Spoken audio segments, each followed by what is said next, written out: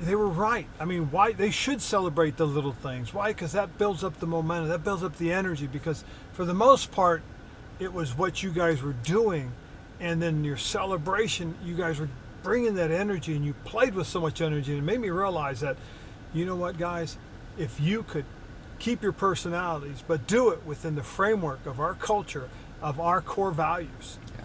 You do it that way, then hey, I'm all for it. You know? So, in normal circumstances, we're in golf carts right now. Yeah, I understand. And it's a little hotter.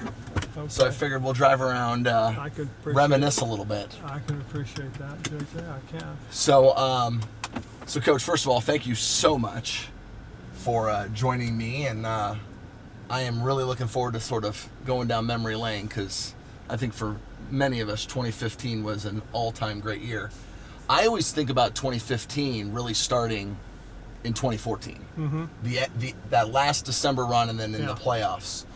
I want to start there a little bit. So we make that run at the end of the year, win 4 in a row, get in the playoffs. We had that fun win in Atlanta, 38-3, which is still memeable. Yep. You thumbs upping the camera is still memeable from that 38-3 win, and then we go into the playoffs.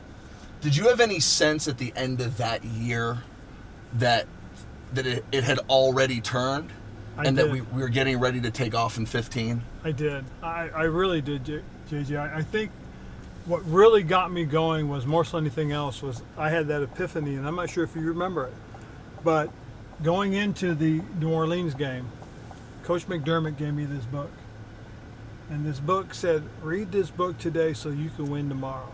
I read the book from front to cover. I read the book.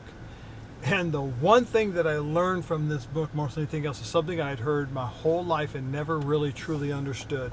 And I asked you guys this on Saturday night. Mm-hmm. I said, guys, you remember that old saying, on any given Sunday? Mm-hmm. And I said, what does it mean?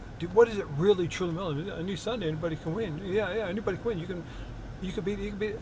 Yeah, but why? Why is that? What makes that such a true statement?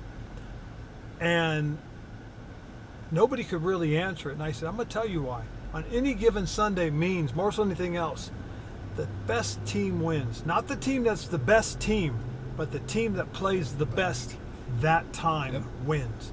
And I said, we're playing New Orleans. Sure, maybe they beat us most of the time. But guys, if we're the better team, if we play better than, we go out and we play better than, kick their ass, we win the game. That's it. And that became the mantra going forward. We said that, you said that, I would say every Saturday night, probably for the remainder of the time we were together. Yep. And I remember that game in 14 going to New Orleans. And I think we jumped up 14-0. Yep. There was the fight in the tunnel. Yep. And there was a rallying cry. Brandon Williams was the lead guy in the fight, and it was kind of like the beginning of, we're going to protect our guys, we're going to defend ourselves, and we're sort of on the ascent. I remember the end of 14, which I think it was either right before or right after the Arizona game. Your house has the fire. Yep, that was exact. And I imagine that was a very traumatic event for you. We had a few things on that team where there were some big moments. Yeah. And I always remember Coach Wilkes stepping to the front while you were attending to your family stuff, and we didn't skip a beat. Yep. I always thought the coolest part about what you built was that leadership was sort of spread throughout the team. We weren't just reliant on one person, one player, one coach. Everyone had great leadership qualities. So in a time where you were going through a lot of tough stuff personally, the team didn't skip a beat, and that was a really valuable thing that impacted all of us. Yes, and that wasn't the only time Coach Wilkes had to step up for me, if you remember, because in 2014, right after the Arizona game, we did have the house fire. Coach Wilkes did have to step in my place. But my older brother, Mickey, passes away just before the season starts, just before opening day for practice, for training camp. Mickey passed away, and then 3 days later, I'm flying out to Nevada for his funeral. And I tell Coach Wilkes, hey, I'm going to be, and he says, Ron, I got this. We'll be fine. These guys are going to handle it. I talked to the captains. They all said the same thing. Coach, we got this. When I came back, the things people told me about what you guys had done and how you guys had practiced and how you would have never known that I wasn't there. that meant so much to me because Mike Ditka used to always say it. You're a team when you're a team, you take responsibility. You take ownership for yourself. You don't have to rely on one person. And it really did come back to that one thing about leadership moments, and that is anybody can lead. You have to be prepared to lead. You don't know when your time is, but at the right moment you will step up. But the other thing I started doing that year too is I started letting the different coaches speak to you guys, to have something to say. Because again, it just really wasn't about me as a leader. It starts with me. I'm the one who's supposed to set the tone and tempo, but other people had great ideas and great thoughts, and I wanted them to share it with you guys too. And that way they'd explain to you guys what it really meant. And I think that was something that was beginning to build. By the time we got to 2015, I mean, we had been together now for 5 years. And I remember I think it was your first meeting with us in 2011. So we're coming out of the lockout, and you were a brand new head coach, and you had said something to us, and I'm not sure if you remember. You said, I'm not sure if you will all be here, but in 5 years, we're going to the Super Bowl. And I remember I was only in my third or fourth year at the time. Man, I hope I'm here in those first 5 years because I want to go to the Super Bowl. And of course, that 2015 team was the one that began that quest all the way. That's what Mike Ditka said to us when I was in Chicago with the Bears. He said, I got some good news and I got some bad news. We're going to the Super Bowl, and I'm not sure you're all going to be with us. And that's what I was trying to convey across to the guys, is that I believe we have a chance to build something if we build it right. And if you're part of it, that's because you've earned the right to be part of this. Yeah, I remember that. I do remember that. I do too. And the cool part was, I think without any exceptions, our 2015 captains were all guys that were least on the team by 12. You guys drafted Luke in 2012. But that was the core of our team, and we got to kind of grow together as a group. Yes, and that's really what happens more than anything else. And I do know this, and I do believe this. This is a quarterback-driven league. And if you got that guy, you got a chance. And when we got that guy, back in 2011, I knew we had a chance. I really did. And then we got Luke the next year, and we completed it by having your offensive and defensive captains, your offensive defensive quarterbacks. And that's really what happened more than anything else, was those guys helped propel us. And more so than anything else, our fortunes went with their help, unfortunately, when both those guys, had those injuries that just we couldn't overcome. I don't know if obviously we finished really well there in 14. For me, kind of fast forwarding to 15, I knew we had a team when we went to Seattle. So our season ended in 14 in Seattle on that Saturday night in the divisional round, in which we really played well and had a chance maybe to win there at the end. And one thing doesn't go our way, and then Seattle obviously goes to the Super Bowl and loses. But that was our nemesis for 3 or 4 years. We played really close games with them and couldn't get over the hump. We go in week 6 after the bye. I've talked to Luke about this. He's coming back from his injury, and we got all our dudes back, and we go to Seattle. What do you remember about that game specifically? More so than anything else, that was our Goliath. I mean, more so than anything else, the thing that we had to do was we had to get past him. Goliath. That was the guy we had to defeat. Seattle was our nemesis. They're the ones that kept us from really, taking that next big step, I always believe. And so when we beat Goliath, when we slayed them, we really started to feel and believe we could. And that was really part of the mantra as well. Oh yeah. Was, guys, we to be the best, we got to beat the best. Well, that was what we talked about all week, was beating them, beating the best team, beating the better team, beating the team that everybody says is going to win. And I said, the team that's going to win today, guys, is the team that plays the best. And that's what we did. We played the best, and at the very end, we gave ourselves a chance, and we capitalized on it and won. That was a special win. We came down from, I think it was 9 or 10 down. Everyone remembers that final play, the throw from Cam to Greg. And as an observer on the sideline, one of the things that I just loved about that play was there was chaos on the field. And our best players figured out the problem with the play clock running down, took advantage, and Cam and Greg were so good together, knowing how the other ones saw the field. That was a really special time. But what everyone forgets is there was 3 big defensive stops down the last 3 drives of the game. Like the offense, everyone remembers that. But they'd had a few big plays. I think they'd thrown a big touchdown to, it was either Curse or Baldwin on our sideline early in the game. Yep. And the defense, by the time we got to the fourth quarter, they didn't sniff another inch the rest of the game. No, and that was one of the things that really spoke well to who we were as a defense, was that we could adjust and then play better if we had to. And that's what, again, kudos to Coach McDermott and that crew over there as well, recognizing some things that we had to work out, some things that we had to get better at. And they went out and did it in the second half and gave us a chance to win at the end. And that was such a fun time. And I think when we were all flying back from Seattle, like, we've got a real chance to run this a long way. And I don't think any of us were prepared for 14-0 and to win 18 straight games. I don't know if that was on our mind yet, but we knew, all right, now that was Goliath. I remember personally thinking Seattle was 2-3 or 2-4. I was like, we killed them. And sure enough, by the end of the year, they were coming back. We were going to have to beat them again. Let me fast forward a little bit. One of the things that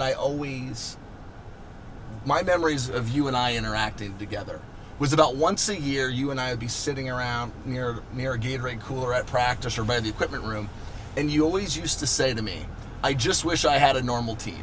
Yeah. And you'd always say this sort of tongue-in-cheek because Cam would be doing something silly, Thomas and Greg, Khalil, everyone had their personality, and you really wanted us to show their personality. And I think in that 15 season, the first time everyone really saw the personality beginning to come together was in Tennessee. Yep. So there was the dancing and the dabbing. Roman Harper said, if you got a problem with it, stop it. But the guys were rallying around what was beginning to take form of team pictures and defensive stops.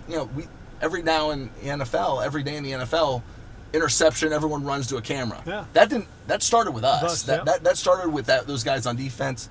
And obviously Cam started to build all of the dancing and the dabbing and the team photos. Talk to us about your philosophy on letting the guys show their personality, because we had a lot of them.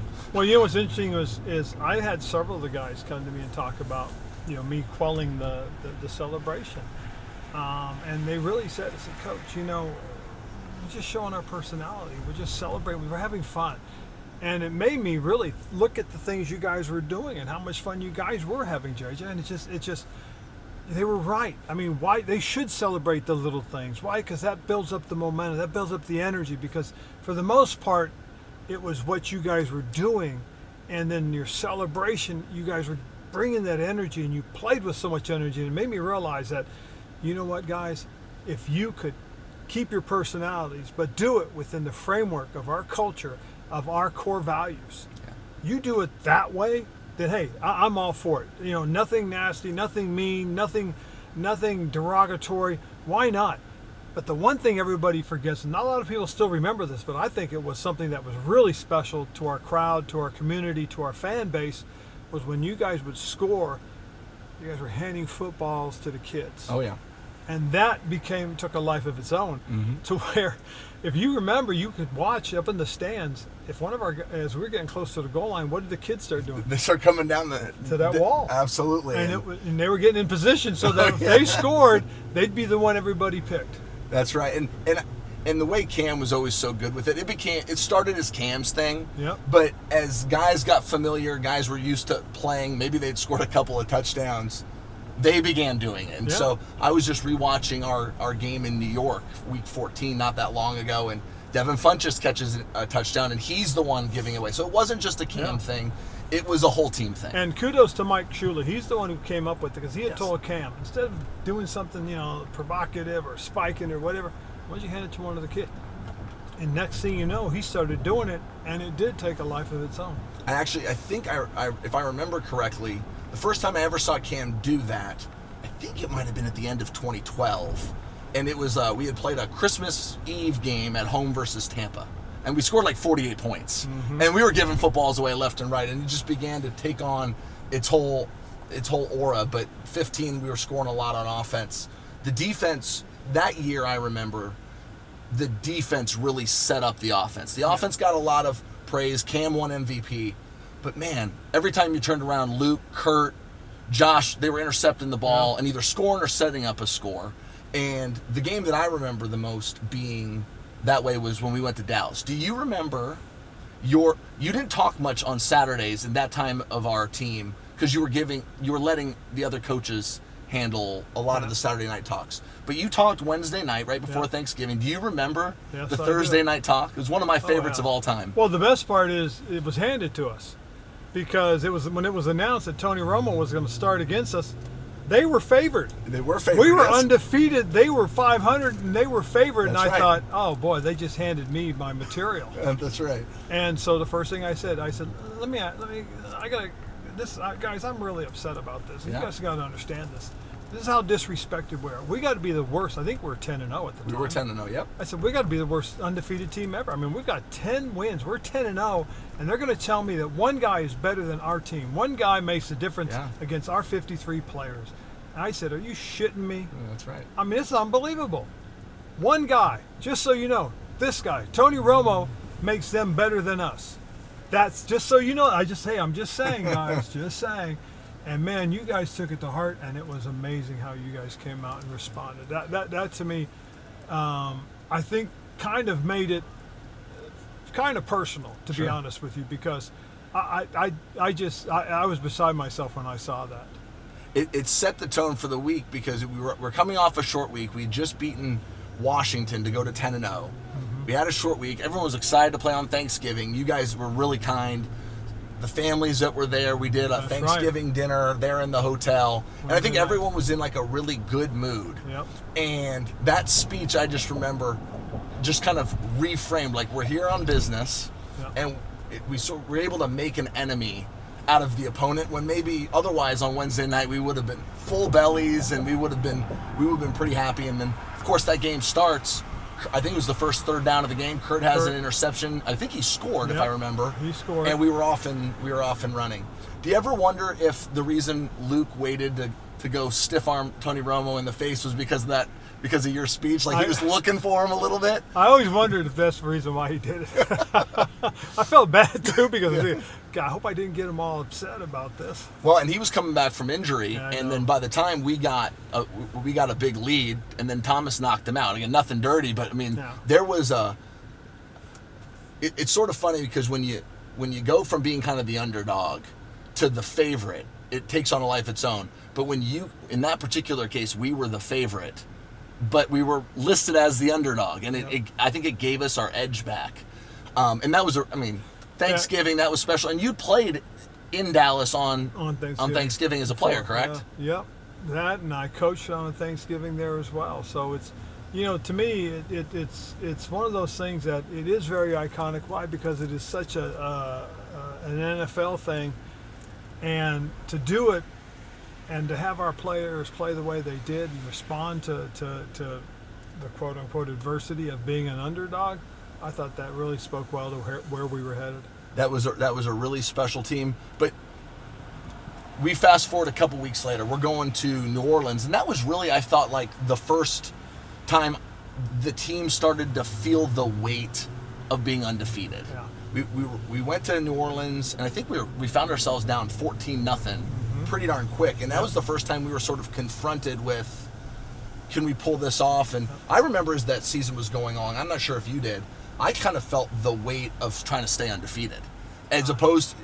At one point, it became like there was this burden because you want to pull it off, like it's meaningful games. And we started that game in New Orleans having already won the division at like 11-0. It was a very weird environment. What do you remember about being down there in New Orleans? Because they had been a nemesis until kind of the end of 14.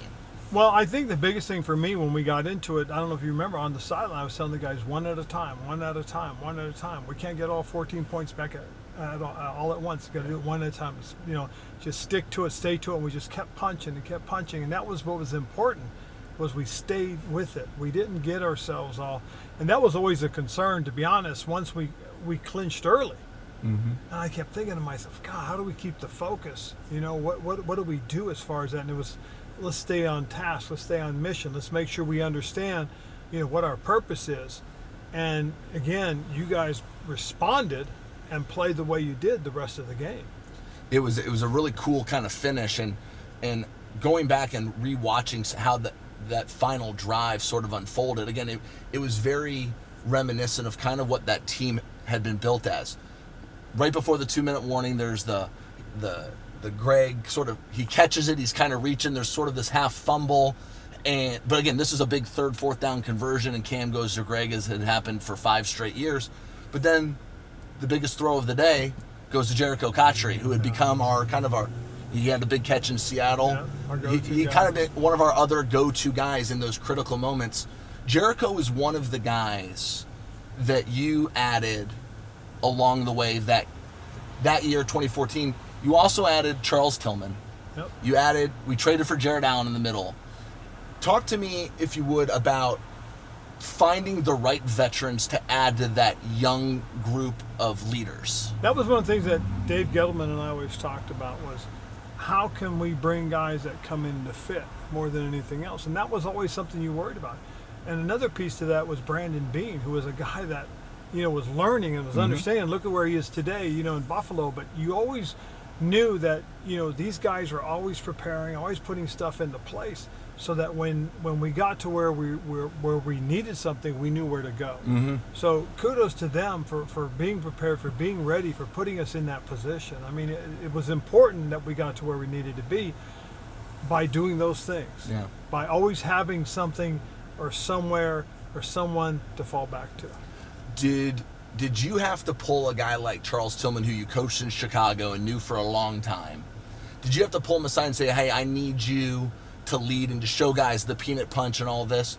Or did you, the reason you signed him is you just knew he was going to do that anyways? I knew he was going to do that anyways. I really did, JJ. Just my exposure to who he was as a man and then as a football player. I knew he was going to lead by example. I knew he was going to help the young guys. He did the same thing when we were in Chicago when we had our run. And when his name came up, I was all fired up. Why? Because he had been there. He knew what it was like. He understood what it took to get there, and he was able to help us get there again. Yeah, he was a really special guy. Him and Roman worked so well. We had like 2 or 3 years there where we were signing a bunch of veterans that we'd played against, we had battled against. Like Roman's one of them I always think. He had been one of the dudes that we fought in New Orleans, and then he shows up and he's one of us immediately. Well, I think the thing that we really have to recognize is the fact that we had a good core of young guys. Yes.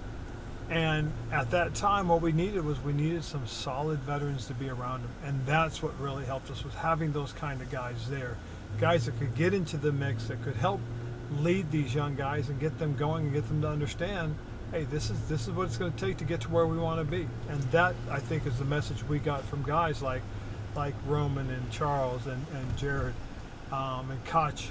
Those guys were really valuable to us. So as we're sort of winding down in the regular season, we go to New York, and obviously everyone remembers that game as the Odell and Josh game. Did you have any sense pregame that there was sort of stuff brewing, or did it kind of take you by surprise when the first drive? Like, it's caught me by surprise. First drive, it was on. Yeah, that game more than anything else, and the Atlanta game, those 2 games really kind of bugged me just by the way they were played and they were handled. I was really disappointed in how it was, and it made me realize more so than anything else that if there was one thing that could take us off kilter, is for things like that to become personal, for things like that to become the distraction that we didn't need. And so I was trying to keep that down. I was trying to keep that from being an issue, from being something everybody wanted to talk about. It was a great victory. It was hard fought. There was some stuff that really probably didn't need to go on, but did. But because we were able to maintain and handle and keep our composure, we kept ourselves going.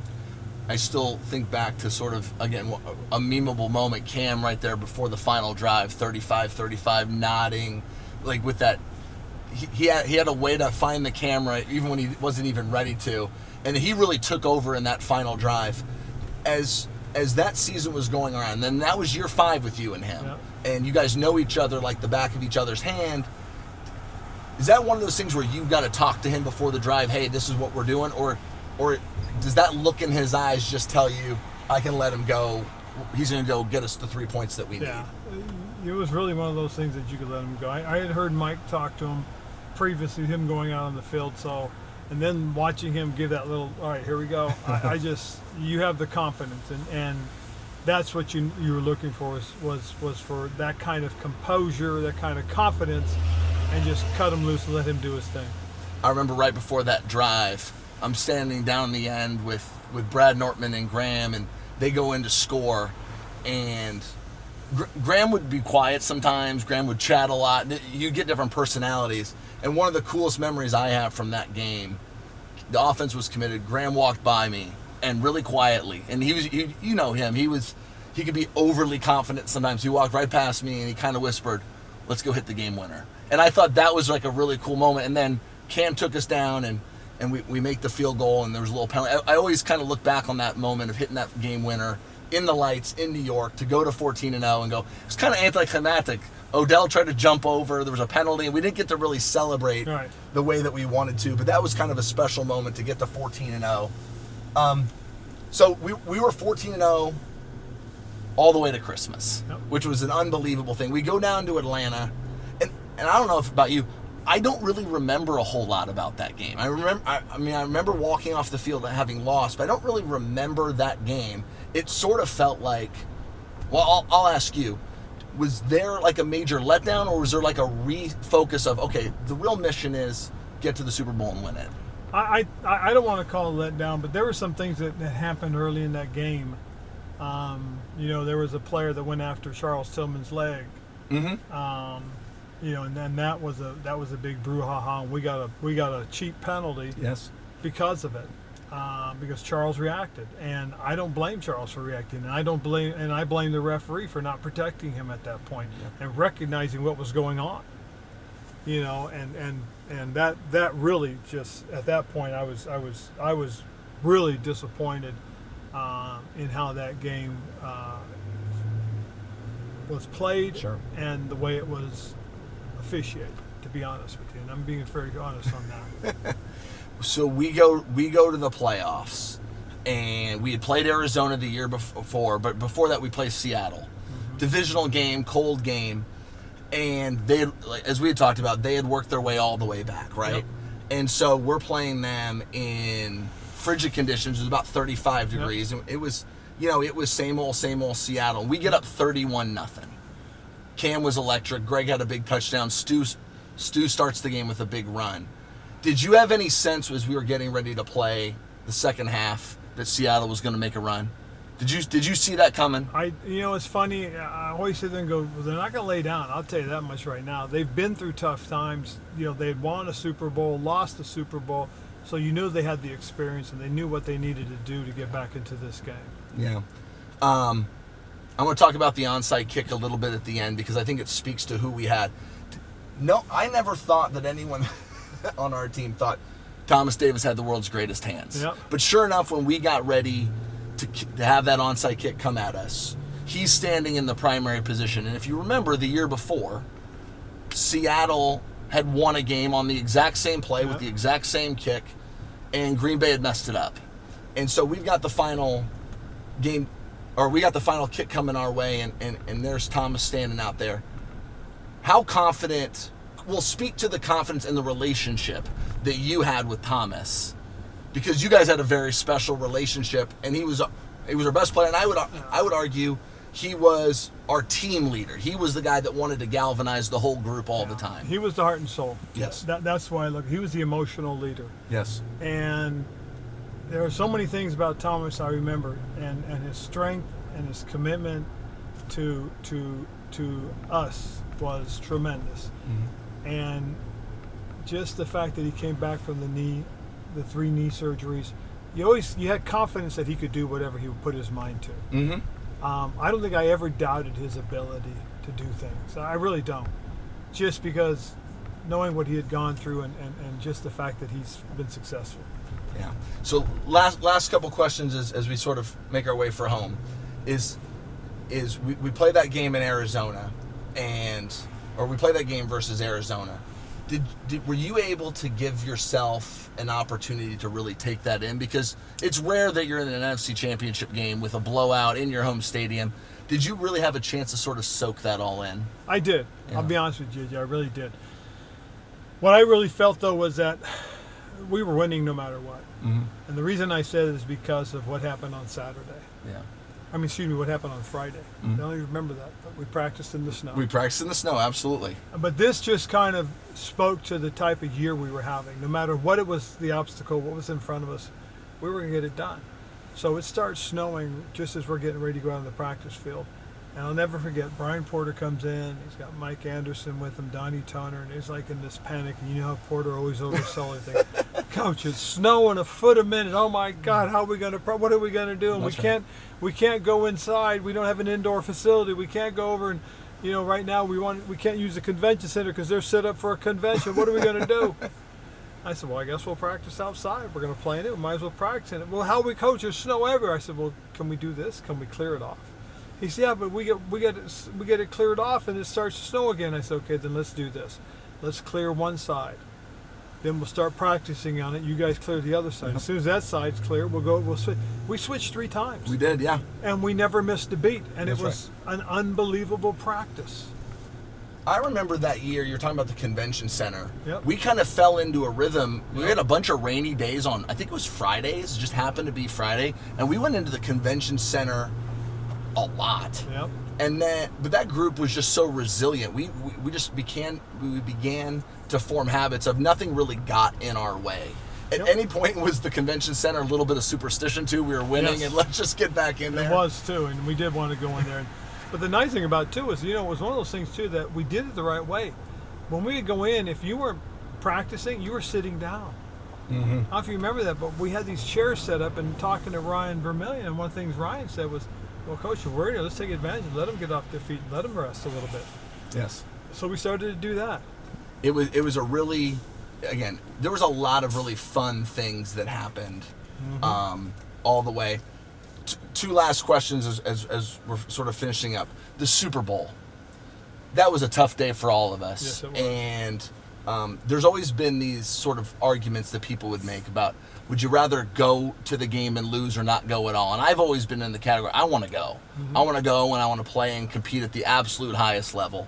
And obviously that day didn't go well for us. I was so pleased, sort of as I thought back on that team, of just the unity of that group in a really tough situation. Mm-hmm. We went there to protect and to defend Charlotte, and I mean, we were taking a lot of arrows kind of leading into that game because no one really wanted us to win. I mean, that was a big Peyton Manning, and that group stayed really tight together that game was a tough game for us all. I just speak to like what you sort of learned about that group as we had ascended for 5 years to get to that moment. It's one of those things that group deserved to win. They Mm-hmm. really did. They deserved to have more people on their side too, and we didn't have it. But that's life. That's life. Not everybody's going to want you to win. Not everybody's going to cheer for you. And I think those guys understood that, and that's why I think that this bond has always been close. Just because I think we really felt and still believe that we were the best team that year. We just didn't play it that day. Yeah. And it's funny because the mantra being, the best team doesn't necessarily always win. That's the right. best team that day is who wins, and that's what happened to us. We didn't have that kind of day that we needed to have, and that's why, more than anything else, we didn't come out on top. That and that's still, that is still one of my 2 biggest disappointments of my coaching career here in Carolina. I'm assuming the bonds with a lot of the guys from that team last through today. Most certainly, JJ. I mean, I get notes from you guys. I get text messages. I get a phone call. I'll run into somebody that knows you, and I'll think about you guys, and that's always really cool, and it's fun. It's kind of neat too, because I mean, each guy, one way or another, I got to know, and Yes. each guy, he and I have our story. Yes. And it's funny because I've told people about you more so than anybody else. And they always used to say, well, okay, what is it about him? I said, well, first of all, I remember coming in and I always used to think, or I thought when I first got to know you a little bit, I said, okay, There's a young man that I think can have the kind of snapping career that Dave Bin had. Yes, Dave Dave Bin. Bin was a Golden Bear, but he was also at one time the longest tenured snapper in the league. And I watched you snap the ball, and I kept thinking, wow, this kid's a natural. This kid's great. But I always felt, he's a little cocky, too. I know. Oh, no. And I blamed it because you went to Notre Dame. Oh, no. Okay? I remember telling you, I said, listen, Yeah. JJ, if you work at it, you do things the right way, dude, you're going to have a long career. Yeah, in you this did. thing. And I really believed that. I really did. And to cap it all, and I don't know if you remember it, I remember you one time had a bad snap that cost us a game. Oh, yeah. And- It's still in my memory. We were in New York. Yep. Yep. And what I did was I went and I counted how many successful snaps you had Oh, yeah. before you had your first miss Yeah. in a game. Think about that, JJ. You had something like 2,000 of them Oh, I before remember. you made your first mistake. Your percentage, your completion percentage was like 99.9999, whatever that number is. Yeah. It was so high. And I said to guys, think about this though. Guys, he never let us down, and he had that bad moment.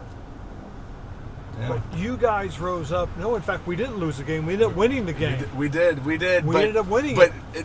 But it almost to cost me, us. it felt like a loss. It felt like right. a loss. But I wanted to make everybody Yeah. understand that in spite of the fact that you had that bad moment, everybody else around you raised up and made it happen to win. Yes. And that to me was, there was a teaching moment where I was able to get in front of guys and say, hey guys, he had his one bad moment, but you guys all rose up around him.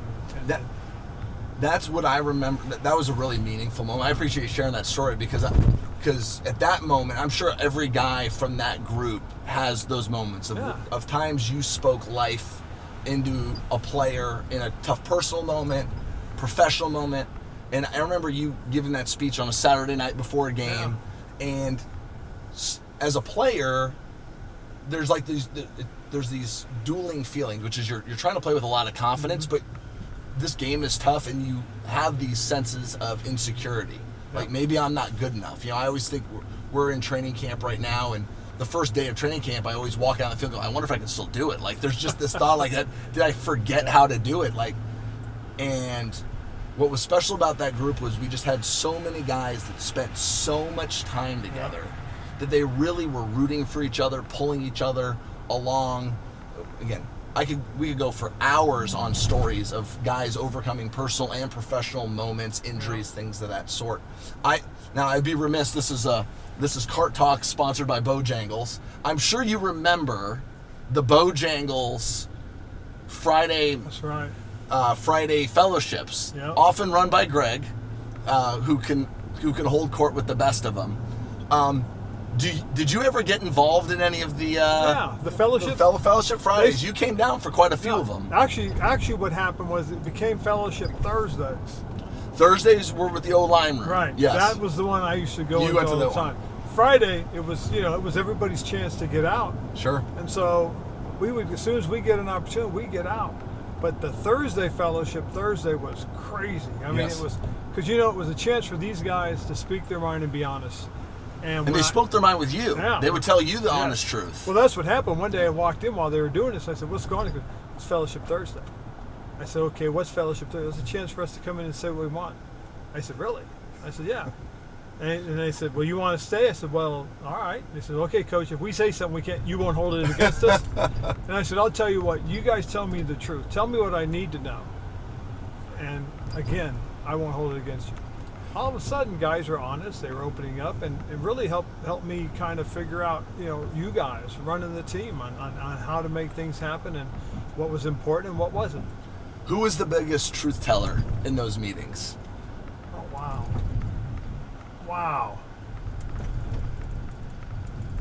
Every guy had his chance. Every guy had his moment. Sure. When they would do something.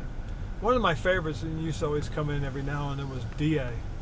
Yes, Derek Anderson, our backup quarterback. Yeah. He would come in, and he had this great sense of just being up front. Mm-hmm. And he would talk and tell the guys things, and the guys would listen, and they'd all be, they'd get all into it and everything. That was really cool. I loved listening to DA. It's funny, they always tell you best position on the team is backup quarterback. Oh yeah. And I'll tell you right now, it's a dude who got to see so many things happen. Mm-hmm. And he could formulate his opinion, and then he could tell you his opinion. He never held back. No, he didn't. And that's one of the things that I always appreciate having a guy like him around, because he was a veteran, somebody that you could respect. He was great for Cam, I always thought, because he had Cam's back. A couple games where Cam was hurt, he went out and slung it. Now, he didn't throw to anyone other than Greg in the three games, but he had Cam's back. He's, I'm sure, a guy that you probably leaned on to get a feel for the group coming on and off the field. Coach, this has been fantastic. I really, really appreciate it. We've covered a lot of ground. It's a great trip down memory lane. That was a special group and a special team, and I really appreciate it all the time. No, I do too. I appreciate it, Jay. Always good to go back down memory lane. Absolutely. Thanks so much. Oh, you know what? I forgot to present. That's okay. We'll figure that out. There is something in here. I think I'm supposed to get this to you on camera, but that's okay. All right, Coach. In here. Oh yeah, this is the official bow box of the Panthers. Nice. And then you can wear this tonight if you want. I have the official Card Talk t-shirt. Card Talk I love with JJ Jansen. So I think you had a Migos shirt one year with all the specialists on here. Yes, I did. And there was a Punters Are People 2 shirt. So we can add that one to your collection. You were the king of t-shirts. I got that collection somewhere. We got it in storage right now because we're building our final home in South Vegas. Okay. And so I put all that stuff in storage. But when we finish the house, I'll have my own little man cave. Uh-huh. And Courtney does this. You can have a quilt made of all your t-shirts. So We'll have to get that one in the group. I will. Thank you, Coach, JJ. thank you. This is hilarious.